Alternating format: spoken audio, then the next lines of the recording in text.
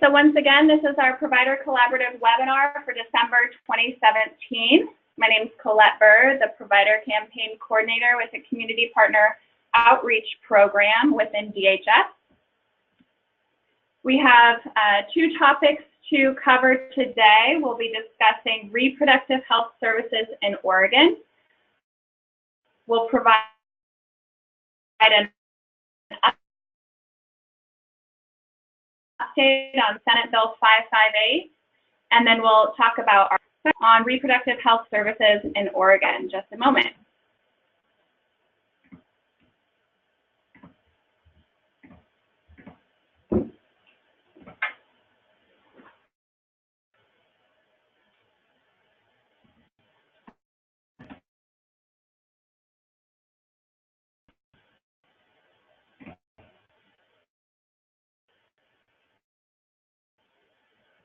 All right, so reproductive health services in Oregon, there's a lot happening in the room. I'm going to let our guests introduce themselves, and we also have another organizer on the phone that we will include as well. So we'll start with Leslie.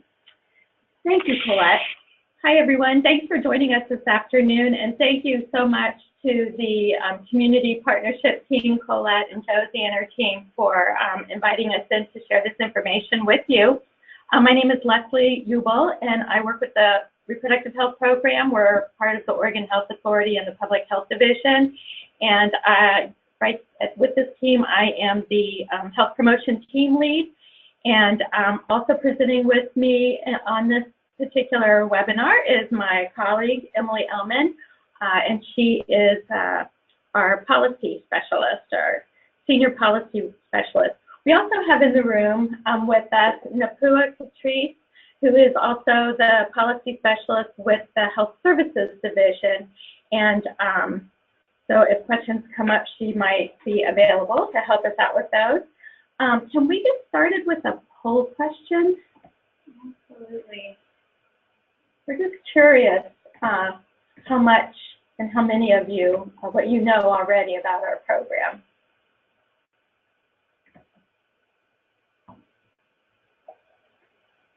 All right, so up on the screen, please answer the question about what is your familiarity with C-Care and or Title 10 services in Oregon. There is a multiple choice question and the votes are already coming in. It looks like 25% of you have voted. Thanks so much. We'll hang tight as you continue to vote.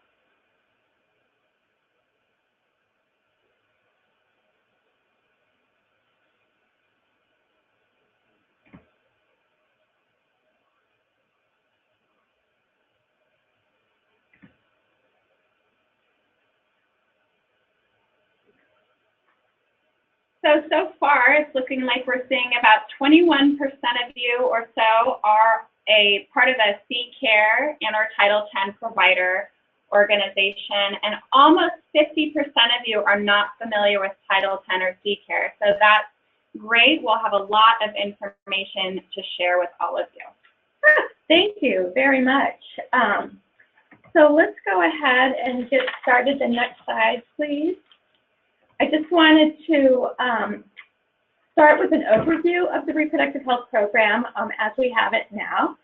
And some of the core elements of our program, and of course we do the clinical services, but we do develop and support programs, policy, and research to promote and normalize sexual and reproductive health across the lifespan.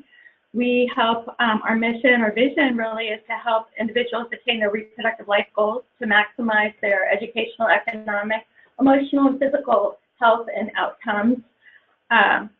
And in short, that's really helping promote healthy, well-timed pregnancy. So it's helping individuals. When we say reproductive life goals, it talks about if they want to have a family and when and how many and how far apart to space, and where does that all fit in with their other life goals. The services we provide and the work that we do fosters healthy relationships and strong families, and we also advance the evidence and knowledge base for reproductive health policies and services. So you can see it's much more than simply preventing pregnancy or disseminating free birth control. We do that too, but this puts it a little bit more into context. So the hallmarks of our program include easy client access with on-site enrollment. When clients come, oftentimes they can get a same-day appointment, but even if they have to wait a couple of days, when they come in, they can get everything they need right there on site. They're screened for enrollment, either in C-Care or Title X.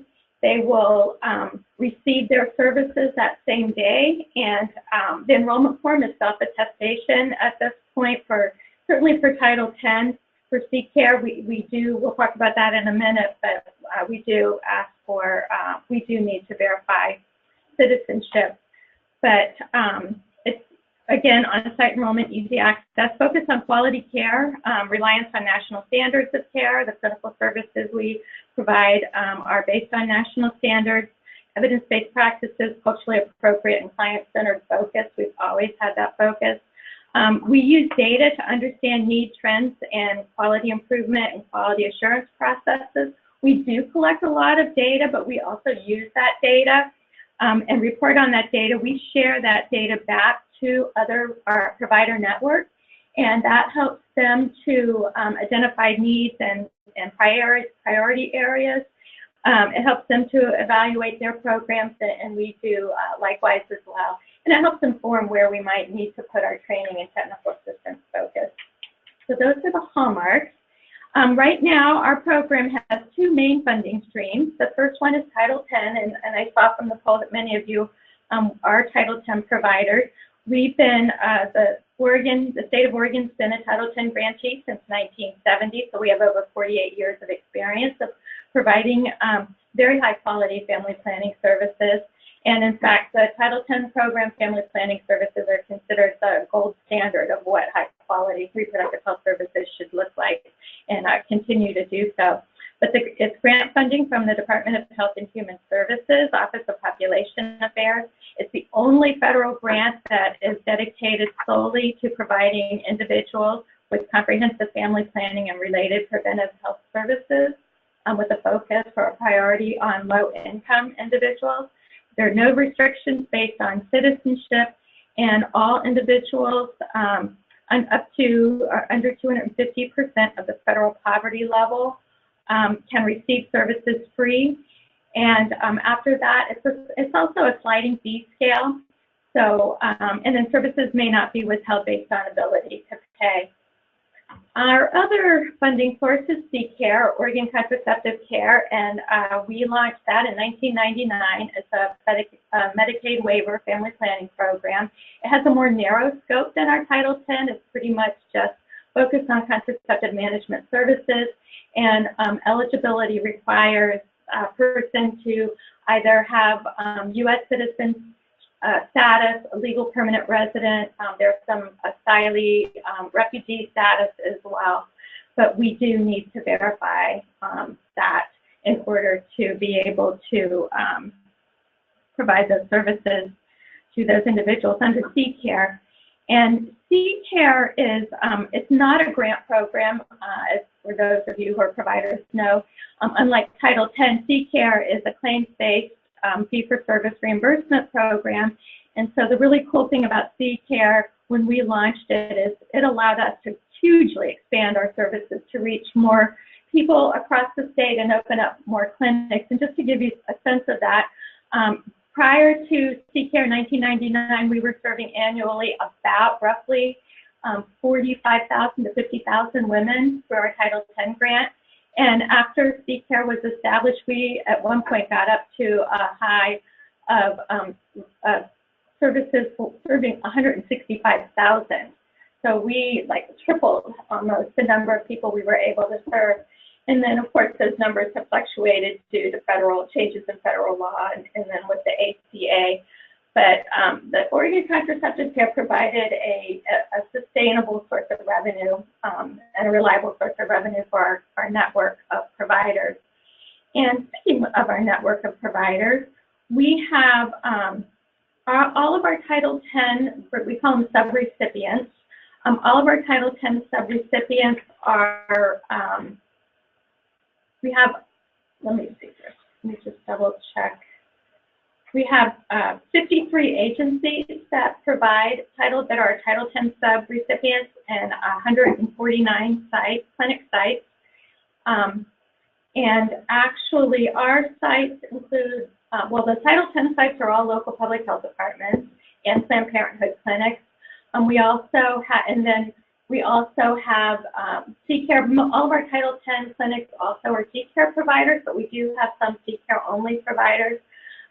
Our clinic network also includes school-based health clinics, university student health centers, some federally qualified health centers, community health centers. So we have a wide variety across the state of provider networks. And well-established, I should say, since especially with the Title X network.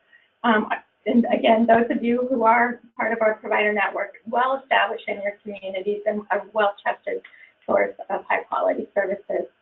For those of you not so familiar, I just wanted to list a couple of the services that we provide. Pregnancy intention screening, and that goes back to sort of the reproductive life planning, better understanding clients' pregnancy intentions or just what their needs are will help inform the services that they receive. Clients we provide a broad range of contraceptive supplies, and it's a client's choice. They get the choice of contraceptive that they want to use, and they can leave that same day with a full year supply when they leave the end of that visit.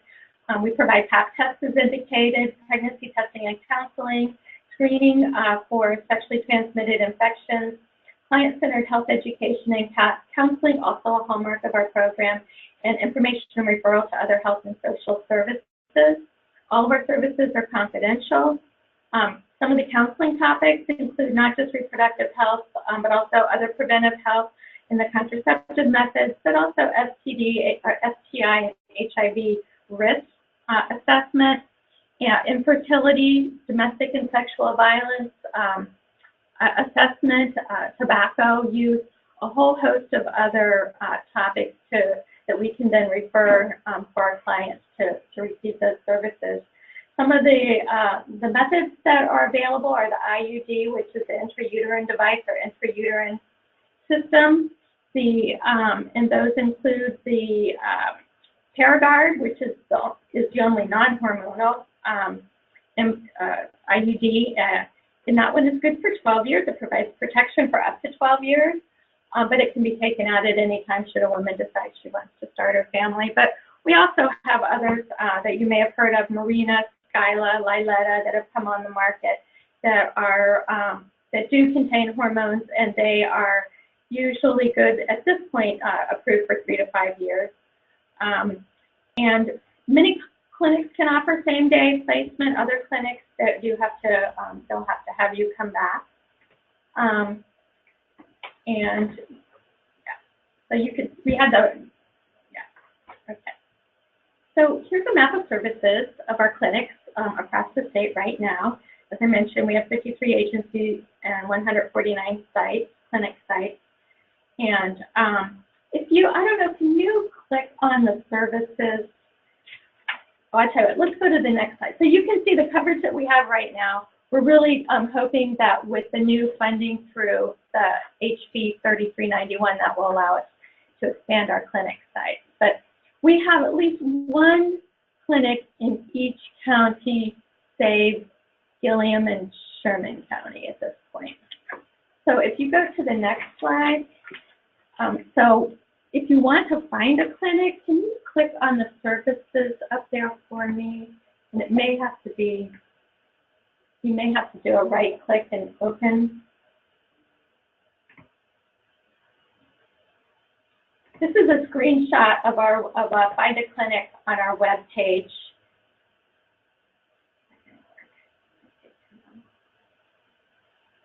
Oh, so if you could scroll down a little bit. So if you can go in, or you can share with your outlet community, with the partners and the folks that you work with, if they're interested to know what clinics exactly are in their county, their area, they can type in the clinic or the county, and it will list all the clinics that are part of our provider network that offer family planning services.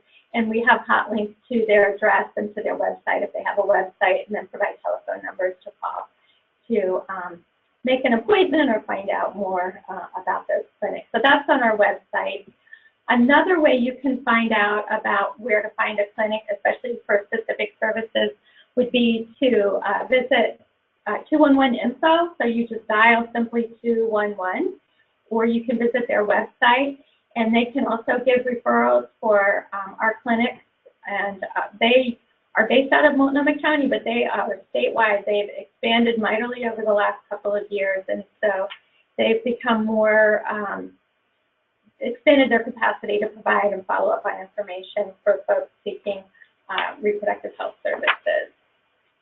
So now we're going to take a pause for any questions on that piece. And while you're thinking of your questions, I want to introduce you to PD. And PD is Emily Tatt.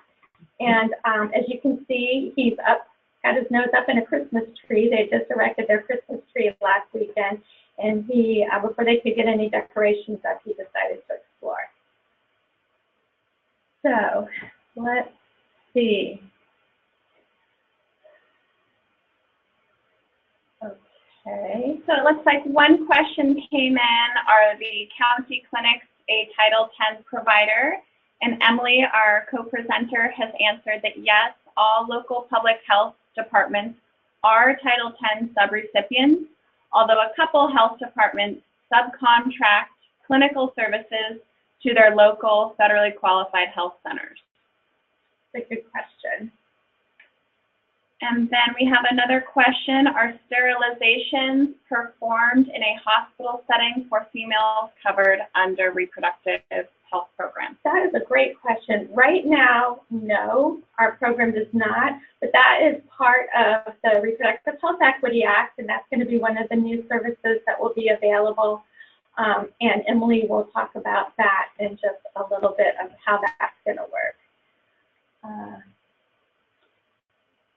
Does the Reproductive Health Equity Act authorize grant funding to support health centers' capacity to provide RH services? That's another great question, and we will be bringing on new providers. So the community health centers, if they would like to become what we call a RHEA provider under the Reproductive Health Equity Act for expanded services, we have a mechanism to do that. And again, Emily will talk about that as we get into the expanded program. What I've just described is sort of how our program is right now. And then we are expanding our program and actually restructuring it to make it, to be able to offer more services to more people and to make it a more sustainable program. But let's see. Questions about clarification when STI screening is appropriate under reproductive health versus STI suspected. Let's see. So I think I might need a little bit more information about that. I see, Ellen, you asked that question. Can we just put that aside for the moment, and we can maybe talk with you about that offline or answer offline specific, because there are so many nuances to STI screening, testing, and treatment. So let's do that. Okay, so Ellen, we'll follow up with you directly around STI screening questions. Yeah. Okay. All right. So we'll move right along to the super exciting information. Yes, this is the part we've been looking for. So House Bill 3391, or called the Reproductive Health Equity Act, was signed into law by Governor Brown on August 15th, 2017. And it's a really big deal. We are all very, very excited about it. And and there are not very many other states in the United States. We're among a couple of other leaders in this area, so pretty exciting. So let me just start out by saying all the provisions in this bill are quite comprehensive, and some of them we have been tasked with specifically to administer. Some of the provisions, the Health Services Division of the Oregon Health Authority have been passed. And then there are other provisions like these right here that are really important parts of the law, but that are not within our purview. And I just wanted to call these out. One of the things is the requirement that private health insurance plans operating in Oregon cover the full range of reproductive health services, including abortion, without any cost-sharing requirements to all eligible beneficiaries, regardless of gender identity, sexual orientation, or disability, regardless of changes to the Affordable Care Act at the federal level. And this one also includes vasectomy, and I think the vasectomy and abortion services are in addition to what's already in the Affordable Care Act. But this was a move to codify into law that even, no matter what happens at the federal level or repeal of the Affordable Care Act in Oregon, these services are protected. The bill also prohibits health insurers from discriminating against or denying benefits to individuals on the basis of gender identity, sexual orientation, disability, age, national origin, sex, race by the private health insurers. And again, part of this was to codify into law that all of these individuals, regardless, are entitled to services. And I think it was also partly to allow for trans individuals to be able to get services as well. They can't be denied services. And it codifies the right to abortion in Oregon. So those are important components of the bill. The bill also provides for coverage of a full range of reproductive health services, including female sterilization and abortion for individuals who are able to become pregnant and who would be eligible for medical assistance if not for their immigration status, sometimes called undocumented women. But we're talking about the immigration status because some immigrants right now are eligible for C-care, as we pointed out, the lawful permanent residents and some asylees. And even those who we might call undocumented can receive comprehensive reproductive health services currently in our Title X clinics. What will be new is the female sterilization and the abortion. And that is the piece, pardon me, that the reproductive health program, that is Section 5 of the bill. That's a really big piece of the bill that we are tasked with putting together and administering. The other part of the bill expands comprehensive medical coverage for undocumented women for receiving services through the Cowan Plus program, 60 days postpartum, which is really exciting because that would allow for immediate postpartum IUD and implant insertion and female sterilization as well. So again, that's a really important part of the bill, and we do work closely with Health Services Division, and they are tasked with implementing that program. So another pause for questions. This is, so these are my dogs and my family dogs, and the one on your left is Vito, and he has a twin sister named Carmela, and then the one on the right is actually my dog, Zoe, but the other two are my dog nieces and nephews, I guess you might call them. So we do have some time for questions right now. Let's see.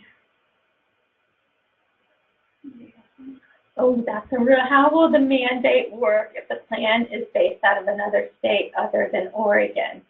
If you are talking about a plan, if they are covering individuals and they are operating inside the state of Oregon, they may be operating or based out of another state, but if they are operating inside Oregon, then they will have to abide by that mandate.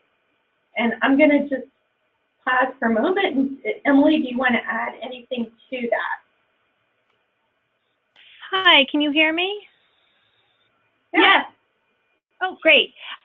Yeah, I mean, as far as I know, that's correct. The bill essentially refers to private health insurers that are regulated by the state of Oregon. So I wouldn't want to say with 100% confidence that if a health insurer operated outside of Oregon but had plans in Oregon that the provision would apply to them, I would defer to the Department of Consumer and Business Services, which administers the insurance division, so, you know, for kind of final clarification or confirmation about that piece. Okay, thank you, Emily. We had a question about when sterilization services will be covered, and Emily's going to go through a timeline for you in a minute that will speak directly to that question. And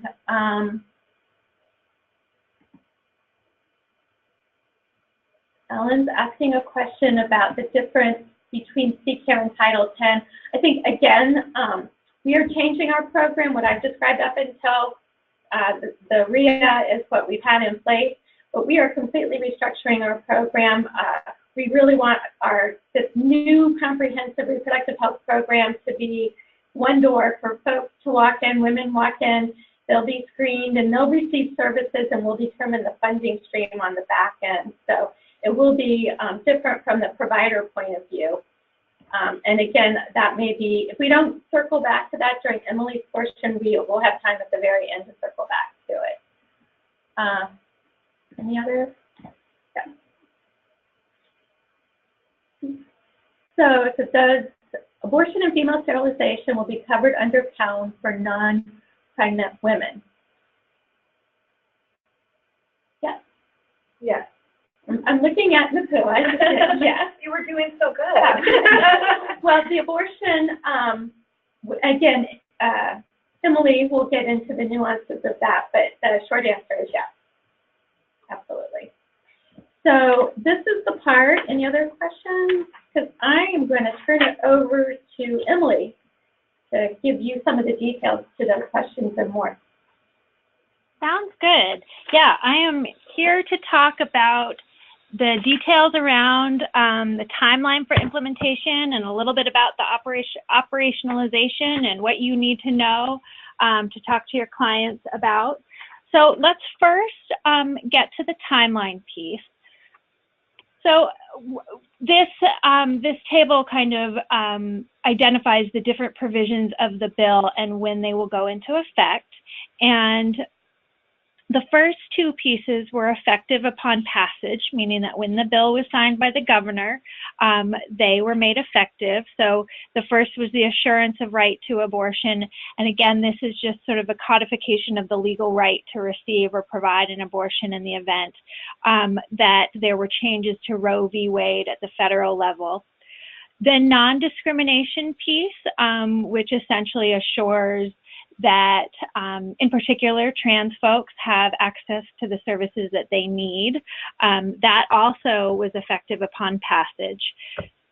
The next piece, which is about the private insurer preventative services coverage requirement. So again, if you can remember to one of Leslie's first slides, talking about the requirement that private health insurers cover without cost sharing a pretty broad range of preventative reproductive health services, including abortion and male sterilization, without any cost sharing for their members.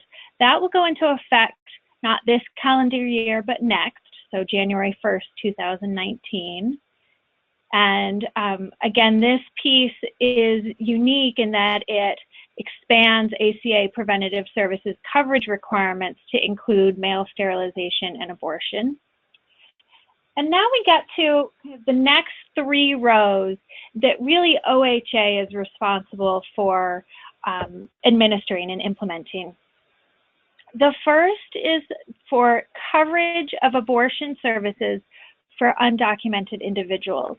And those are abortion services that are provided in outpatient settings and for individuals who are ineligible for Medicaid because of their immigration status, so undocumented individuals, individuals with DACA status.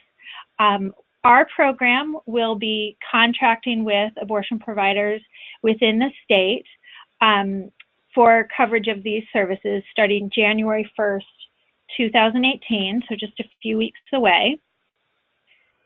The next piece is the extension of medical coverage for women enrolled in COWM Plus into 60 days postpartum. And as Leslie mentioned, this includes immediate postpartum LARC insertion and female sterilization immediately post-delivery.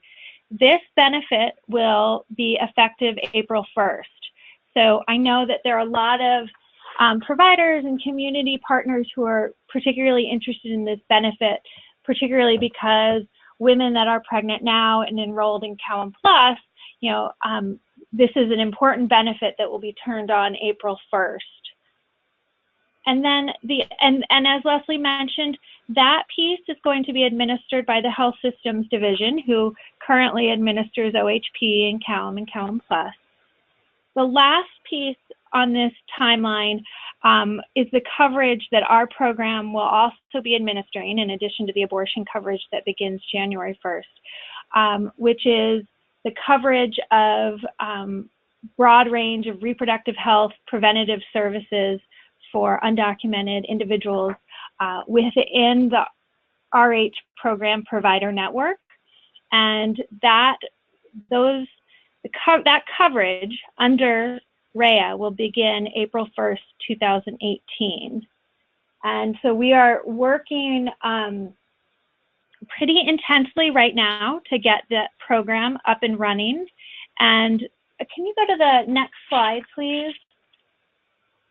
And the sort of impact, I want to step back a little bit and talk about the impact of this new funding from this legislation on our program has really provided us with the opportunity to use the new funding and braid it with our existing funding of Title X and C-Care, which Leslie reviewed, and really create a streamlined program whereby individuals, regardless of their immigration status or gender, are able to receive services at a reproductive health program provider, enrolled provider, and really allows us to expand in many ways on sort of the funding that we have. Title X does currently kind of provide access to these services for undocumented women, but you know, Title X funding is mainly meant for infrastructure support, and it has not gone a long way in actually supporting the services that that are utilized. And so this really is allowing us to provide more funding to providers to expand the services to an expanded population. We also, as part of this work, are going to be reaching out and have begun to reach out to providers that aren't currently enrolled in our network that are sort of well positioned to serve the priority communities identified in the bill. And it allows us to convert all of our funding into a fee-for-service reimbursement, similar to our existing C-Care model, but the idea being that any individual who walks in the door of a reproductive health provider can be served, and that provider will be reimbursed for that visit. And you know, and none of these changes are really doing anything, and in fact, I think they are further promoting existing RH program hallmarks that Leslie touched upon before, which is really primarily about facilitating client access to essential services. So can you go to the next slide? So again, I'm sticking on this slide still to kind of the program being administered, or excuse me, the services being administered through the reproductive health program. And I should say, we sit in the public health division of the Oregon Health Authority. So we've been working really closely with our partners in Health Systems Division to sort of be as coordinated as possible from an OHA perspective. But this is really this slide serves really as a snapshot of the covered services under the reproductive health program, and demonstrates how all three funding streams really serve to provide a pretty comprehensive set of services. So all three funding streams support preventative reproductive health services. RHEA has really expanded the scope of services even more broadly for the eligible population of undocumented women to include breast cancer screening and screening related to BRCA1 and 2 genetic mutations. Female sterilization, as Leslie indicated, is now covered for this population. So both within the immediate postpartum period under the 60-day extension of Cowan Plus and outside of the postpartum period through our program. So women interested in receiving a female sterilization would come into our provider network, have a discussion about the range of methods, and if she were interested in female sterilization, she would then need to be referred to an inpatient or hospital facility and also enrolled in COWAM, so through the OHP application mechanism, so that the hospital could bill fee for service in order to receive reimbursement. Vasectomy at this point is only covered under Title 10 and C-Care. If you can recall from Leslie's earlier discussion, RHEA provides coverage for services for individuals who can become pregnant. So vasectomy, though, is covered under our other two sources of pay. And then abortion services, as I mentioned, we will be implementing that coverage January 1. That is only covered under RHEA. You all may be aware that federal funds, both of which fund Title 10 and C-Care, are prohibited from being used for abortion services. And a woman does not need to go to a reproductive health program provider to receive a referral. She can go directly to one of our contracted providers for abortion services. So the next slide, please. Sort of what providers should know. This is taking a little bit of a step back and giving the broader picture for all of the services that OHA is responsible for. So anyone who is enrolled in COWAM Plus is eligible for the 60-day postpartum care, and any OHP enrolled provider can provide that care and bill OHP fee for service in the same way that they currently do for Cowan Plus benefits. And as a reminder, that will go into effect April 1. Individuals who can become pregnant and are ineligible for OHP because of immigration status can receive broad suite of reproductive health services, including outpatient abortion through our program enrolled provider network. And again, outpatient abortion care begins January 1. And then the last row here is for the same set of individuals as the row above it for inpatient abortion services and female sterilization services. So similar to female sterilization services, any individual requiring inpatient abortion services will need to enroll in Cowan Plus in order for the hospital or inpatient facility to bill for the services provided. So I want to walk through in the next slide a couple of different scenarios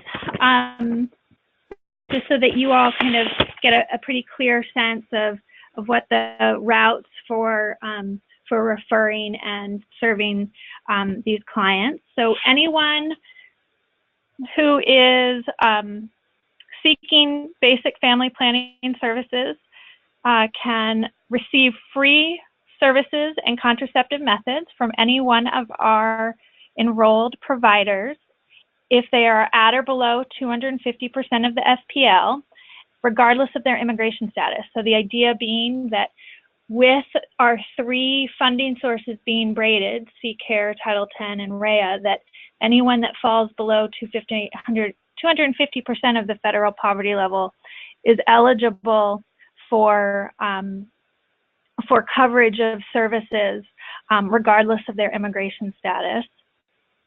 A reminder that individuals enrolled in CALM Plus can now be eligible for immediate postpartum LARCs or tubal ligations starting April 1st. Again, any individual who's seeking outpatient abortion services may receive them from any of our contracted abortion providers without a referral, and that's beginning January 1. Inpatient abortion services must be enrolled in CALM Plus.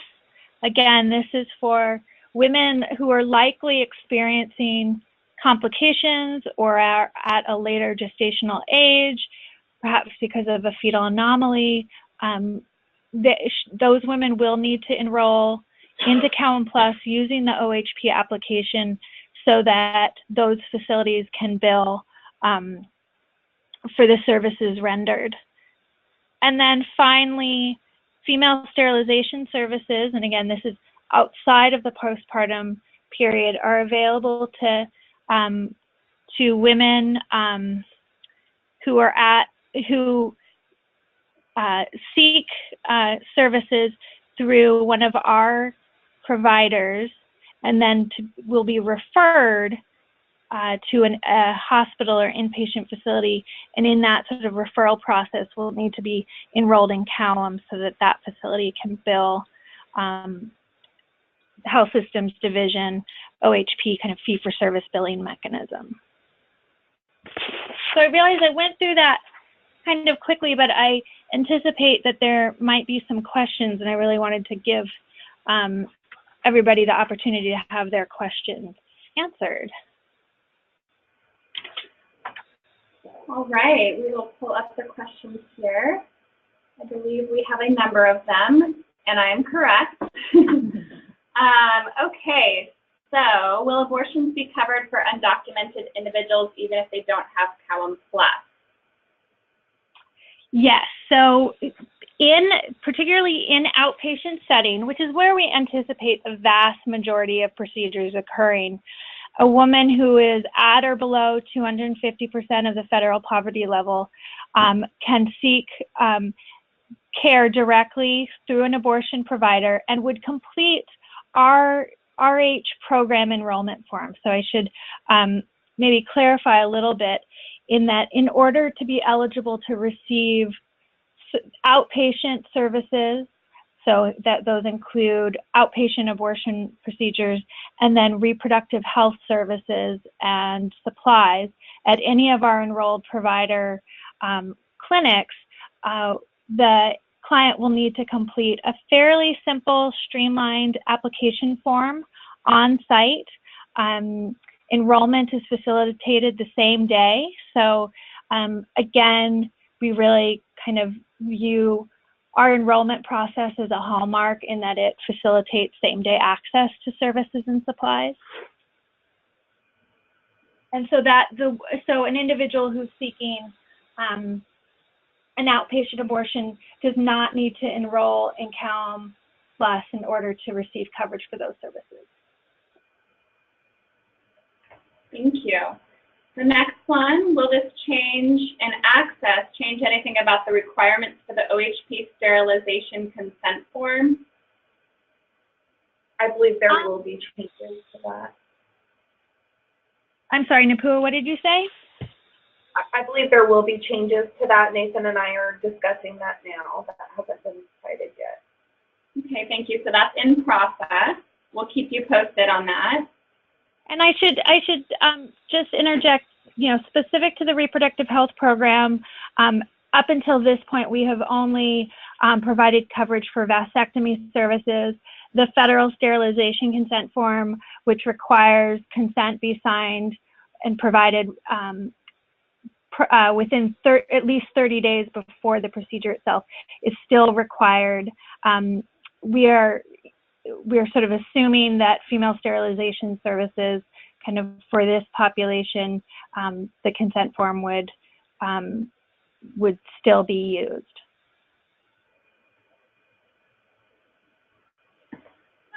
Next question. Earlier you stated non-pregnant COWAM patients would be covered for sterilization. Is that accurate? Or do you mean COWAM Plus only once they are postpartum? No, so both. So the benefit that extends COWAM Plus coverage 60 days postpartum, that does include immediate postpartum female sterilization. The bill also provides coverage for female sterilization for women outside of the postpartum period, and they would not need to enroll in COWAM Plus, and in fact, they wouldn't be eligible for COWAM Plus because they wouldn't be pregnant. They would need to come through our provider network and receive a referral. They, in that process, would need to complete the OHP application and be effectively enrolled in COWAM, regular COWAM, in order to receive the benefit, but no, they don't need to be enrolled in COWAM Plus. Thank you. I was told the 60-day extension of COWAM Plus benefits and expansion of coverage for sterilization was effective 1/1/18. Was that previously publicized that way in error, or? I know, Mary, I can say that we have not communicated that that was changing January 1st, 2018, but I'll let the reproductive health folks address that as well.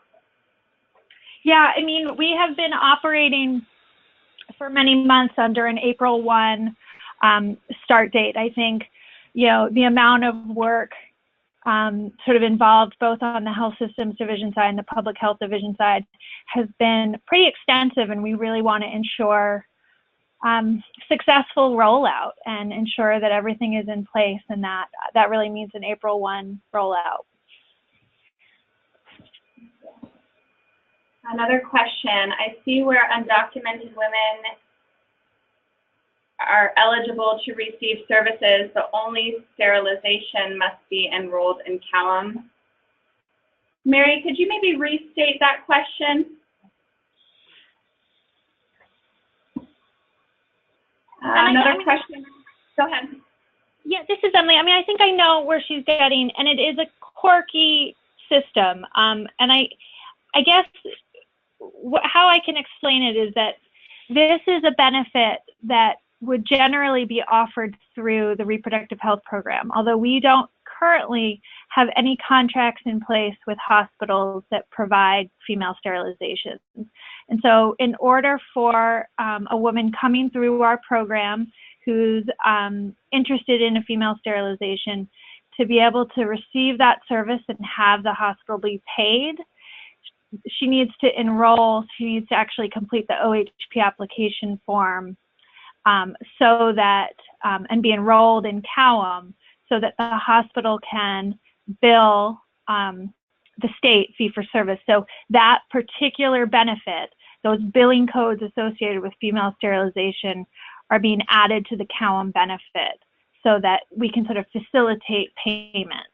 So it's a quirky workaround, and it's definitely our intent to work with community partners, with our provider network and hospital facilities to be able to facilitate that process, because yeah, we definitely have plans between January and April to do a fair amount of community partner and provider education and training.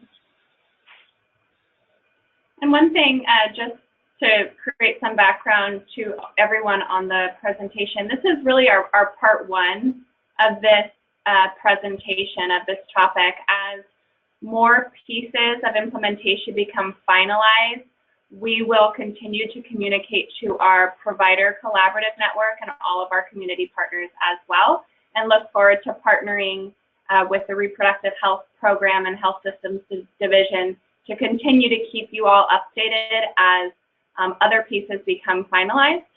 So do know that this is our part one of the education process. Another question, how would we know that someone not in CAWM will meet the criteria for services in the office? So I believe you mean in the clinic setting, in the Title X clinic setting. I'm not sure if I'm completely understanding the question, but it would be the role of the RH program provider to screen, do an initial preliminary screen for eligibility by virtue of that client sort of starting within our program and completing the RH program enrollment form. There would be a sense of what that individual's self-attested immigration status and federal poverty level would be. So the idea would be an initial screen would be conducted before she was sort of went down the road of completing an OHP application and enrolled in CAWM. Thank you. So what should be the first step for a woman seeking services who is undocumented? What exactly would be the first step if they come and speak to a community partner? That's a great question. And I think it's our hope over the next couple of months to be able to provide lots of materials and resources for community partners. We've just started those conversations with Josie Silverman and Colette to really identify the best ways to get that kind of information out to you all, whether it's the group site or various collaboratives, regional collaboratives. I think a good starting place is using 211 info or our website, which we recognize is not particularly easy to find or navigate. But so, I mean, that's why I think 211 has all of our provider locations and would be a great starting point to identify a clinic nearby that is enrolled in our program and would be able to provide services for clients. Thank you. So we have a question, reimbursement for supplies, would they be separate from what we receive at our encounter rate for a visit? And yes. Yeah. Go ahead. Yeah, so in addition to the reimbursement for the visit, we reimburse supplies, which means contraceptive drugs, devices, at acquisition cost.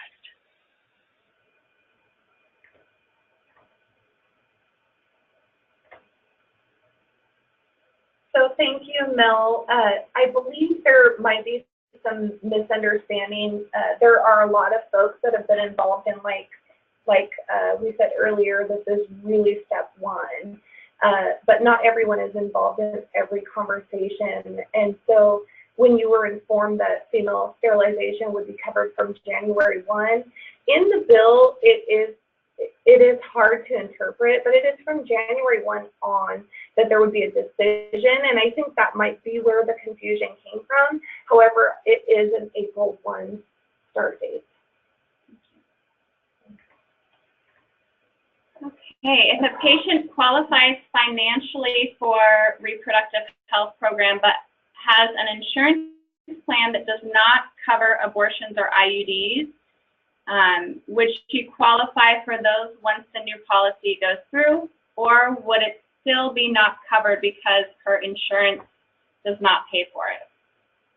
Yeah, that's a great question. And no, she can completely still be eligible to receive services through our program. Generally, we require, because our programs are publicly funded, they are the payer of last resort. So the direction is always that the clinic should attempt to bill the client's private insurance. We know with Medicare, they don't cover family planning services, so we actually provide a bypass for that. But the idea is to attempt to bill insurance first, and then if insurance does not cover it, our program can be balance billed for the remainder or for it all. And this is Helene with the Reproductive Health Program. Just to clarify, though, if the individual is eligible for Medicare, suggesting citizenship status, the only funding we have for abortion is for those who are not citizens. I mean, I don't know the ability to enroll in Medicaid on top of Medicare, but that would be the way to go about for the abortion services as opposed to the family planning services, Yeah. which we could cover. Yeah, that's a good point.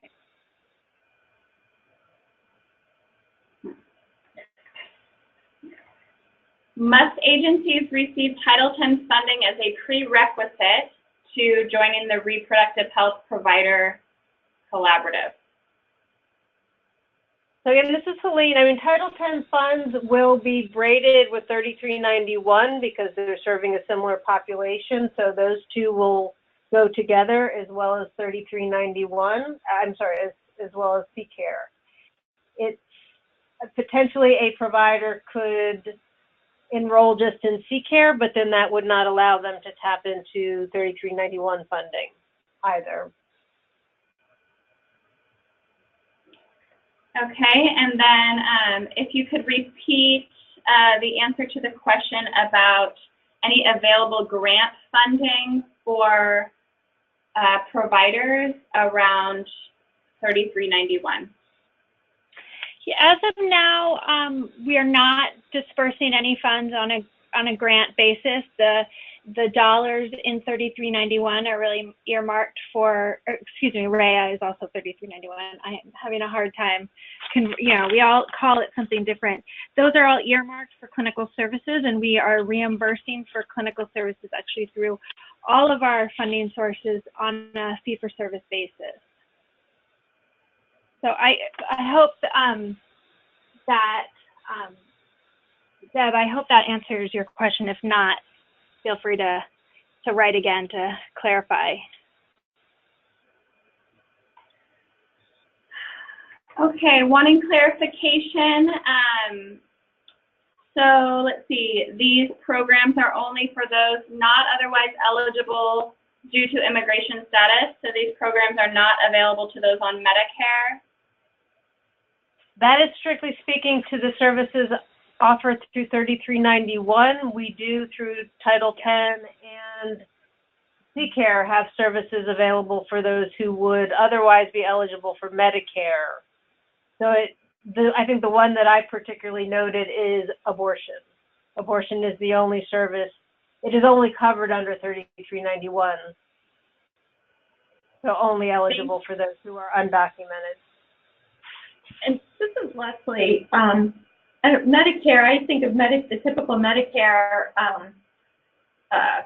enrollee is someone who's 65 years of age or older. So, I mean, I understand there might be some cases where there might be dual eligibility with Medicaid, but I think the idea of us restructuring our program this way is sort of that one no wrong door. So someone enters in, and regardless of whether they have private insurance or they're eligible for C-Care or Title X or 3391, they can get the services that they need, and it will be the program that will determine what the funding stream will be that will pay for that.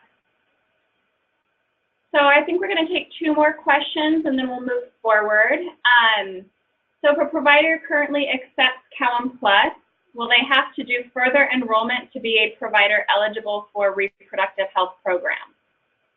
Yes, and we would welcome talking to you. So we will have contact information at the end of this presentation. We would love to talk to you more, particularly if you're serving the Cowan Plus population. You're, you are probably seeing them in a postpartum capacity. So definitely reach out to us.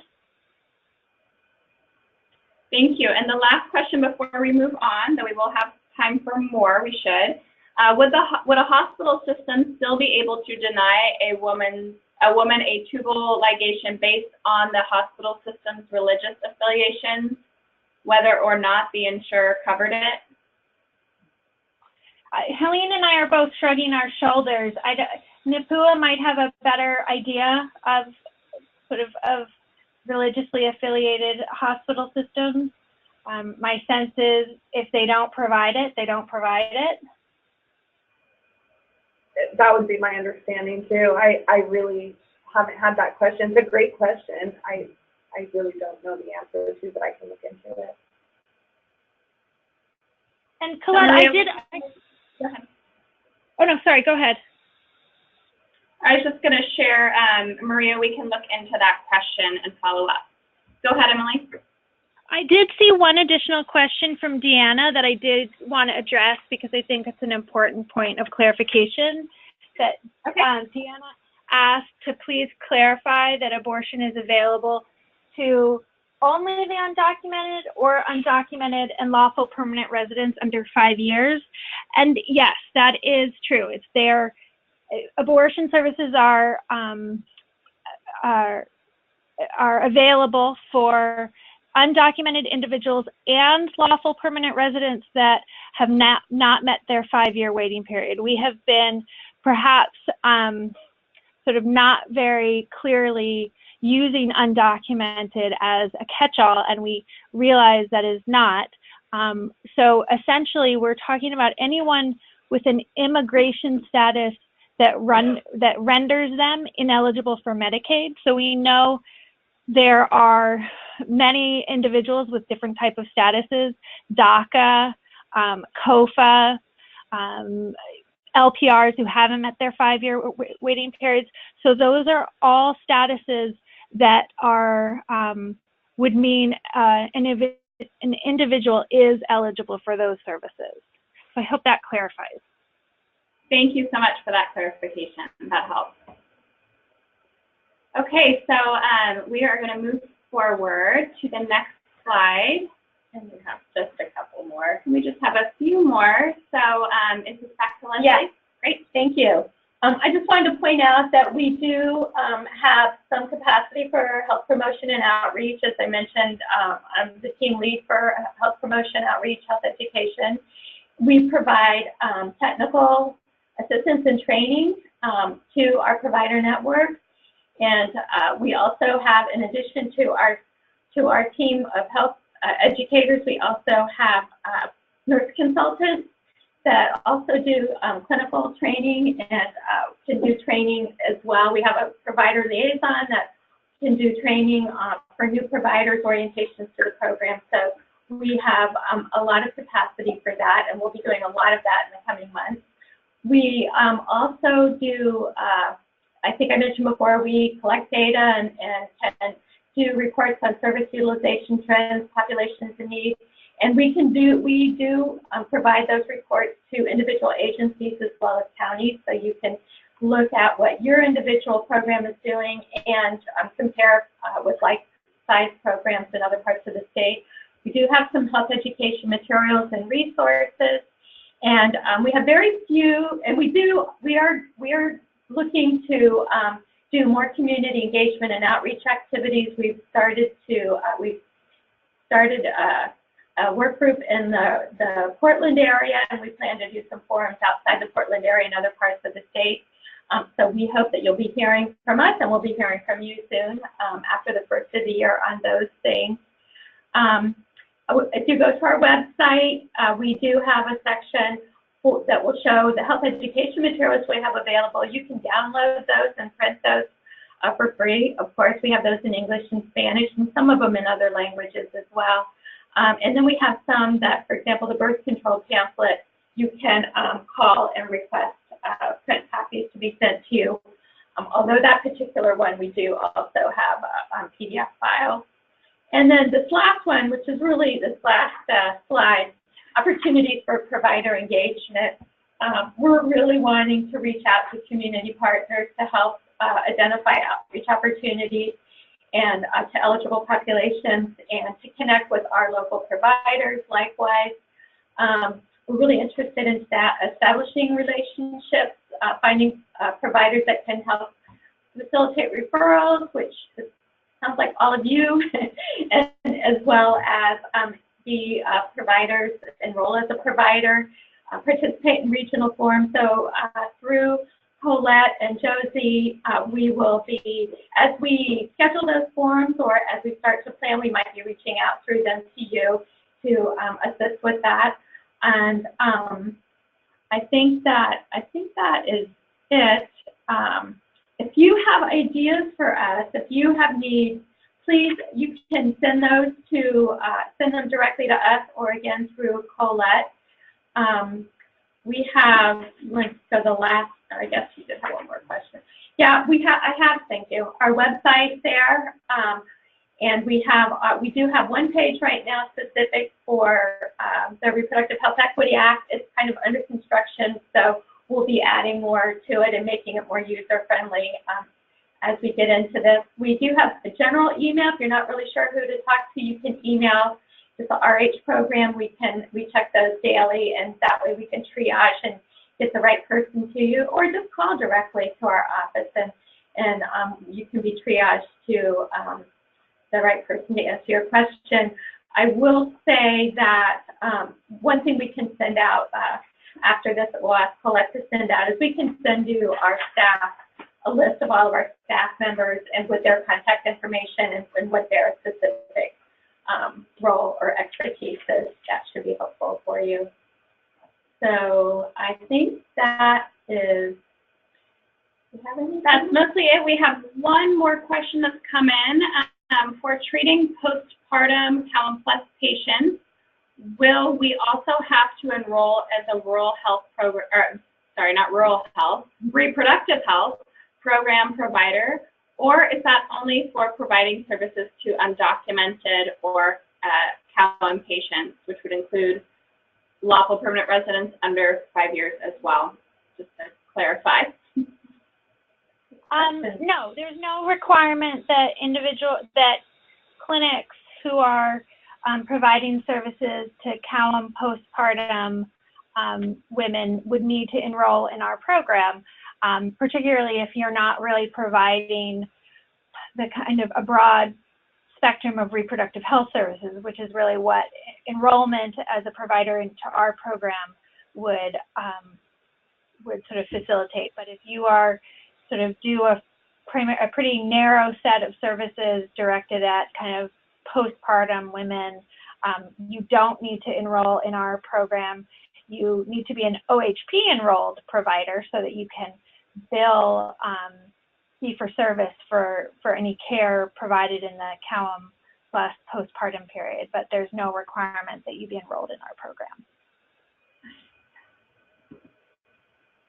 Thank you so much. Okay, so we have about just under 20 minutes left. Huge thank you to Leslie, Napua, Emily, and Helene. Such good information. We will continue to communicate with all of you as more information becomes finalized, and as these ladies mentioned, we'll be working on different communications and regional forums, etc. So stay tuned. We'll make sure that you all stay in the loop with what's happening around RIA implementation. Feel free to continue to type in questions and we will capture them and respond back. But we do have a few more slides on Senate Bill 558 that we will turn to now. So thank you again so much, you guys, for all of the wonderful information. Thank you.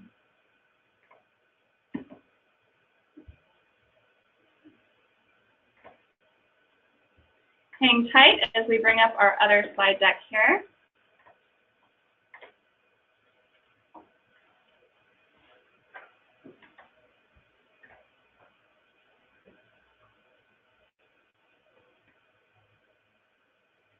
Okay, so I know many of you have been staying tuned on all of the information coming out around Senate Bill 558, but we want to make sure all of you are getting this very timely information.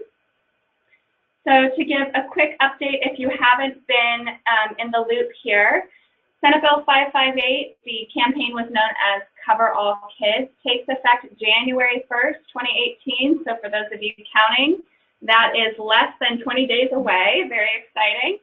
And this means more children and teens under 19 will qualify for full organ health plan benefits, i.e.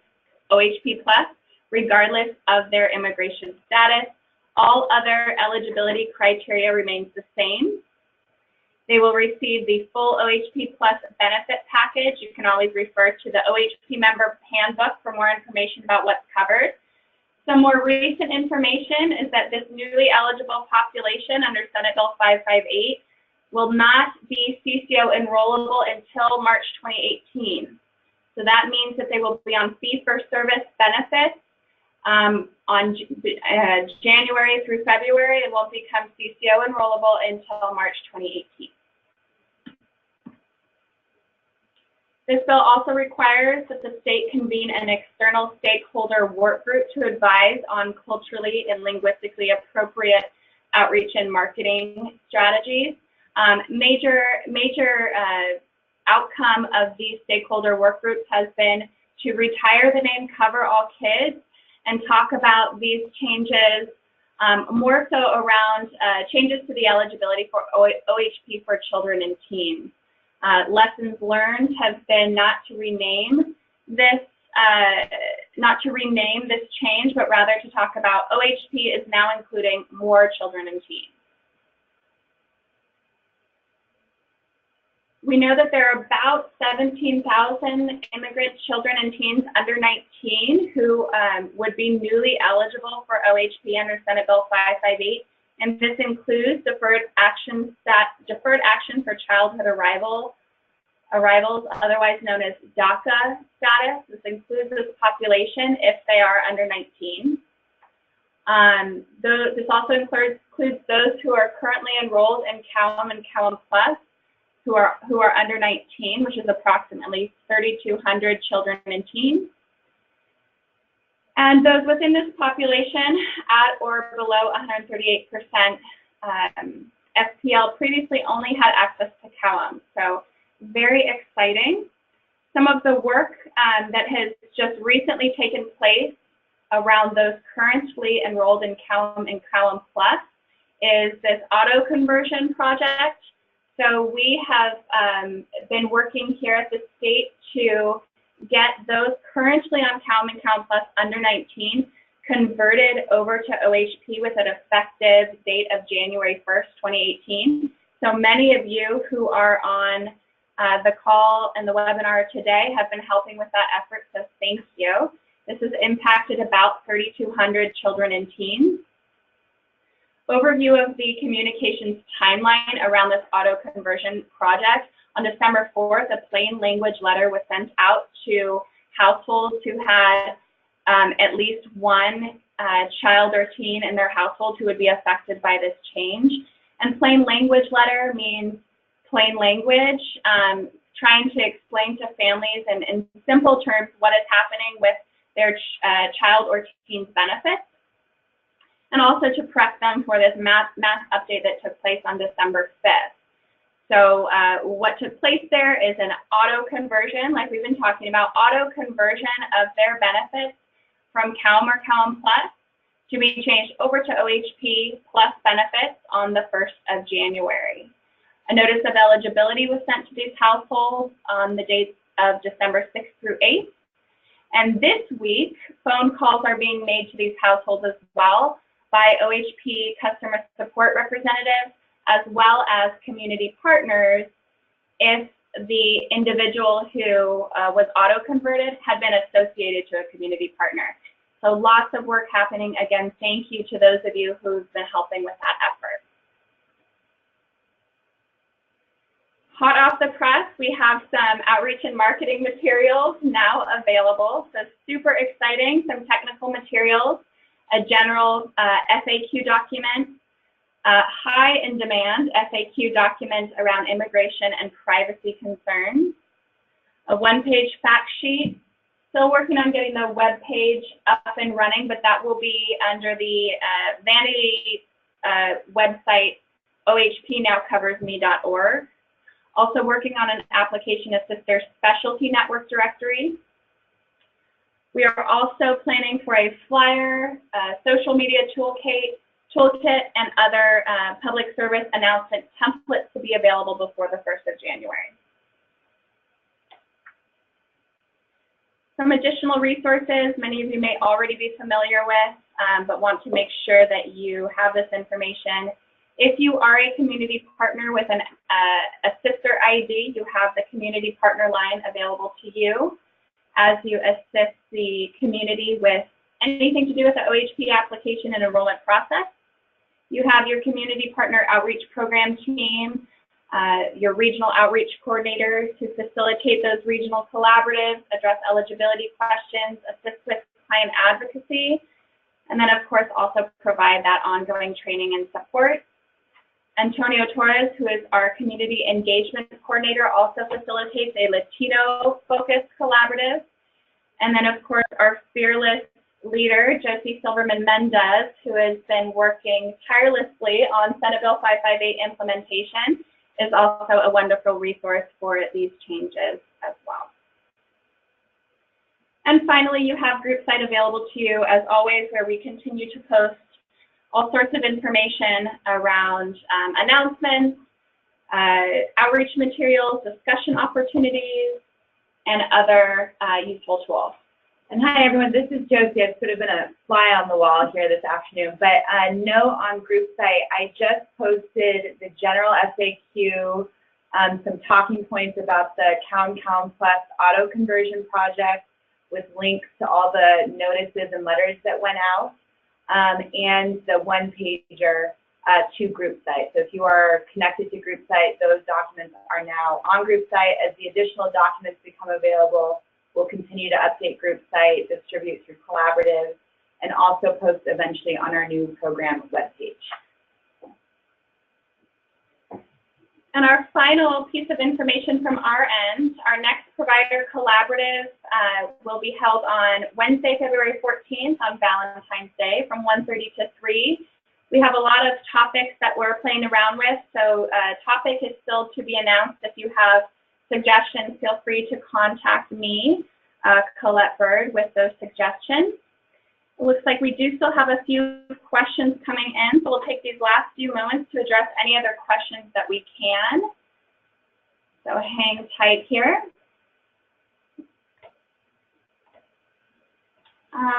Okay, just to confirm, in the MMIS provider web portal, effective 1/1/18, the code will show as OHP plus, not CAWM, for undocumented children and teens. Yes, Melody, that is correct. In addition, there are 7 new PERT codes that have been developed for this population. So those will also show in MMIS. If you have taken the new training module on Senate Bill 558, we present those 7 new PERT codes in that training. Colette can send out the link to that training to everyone that's on the call today. You're welcome to tune in. It's recorded and posted on YouTube. And so your follow-up question, Melody, will there be any indicator that the child or teen is undocumented in MMIS provider web portal? No, but this population will be identified by unique PERT codes. So again, there's 7 PERT codes, but they will receive full OHP plus benefits, and that will be indicated in MMIS.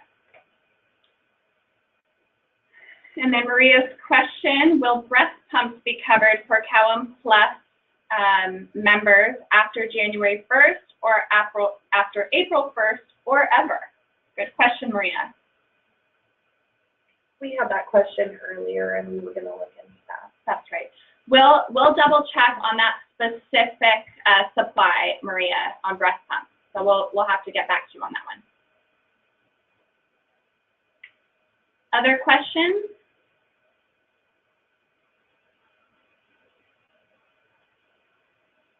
I think one thing we could confirm, though, Maria, is that CAWM plus 60-day postpartum extension period doesn't kick in until April 1st, though. Okay, well, I cannot believe it, but I think we are going to finish on time today. So much good information. You all should have my contact information as I sent out the invitation for this webinar, so feel free to follow up and reach out if you have other questions that come up. Can't say thank you enough to all of those who presented today, so much appreciated. We are available to you as we move forward through RIA implementation, through Senate Bill 558 implementation, so don't hesitate to reach out, and thank you all for bringing your questions here today. I'm going to go ahead and start.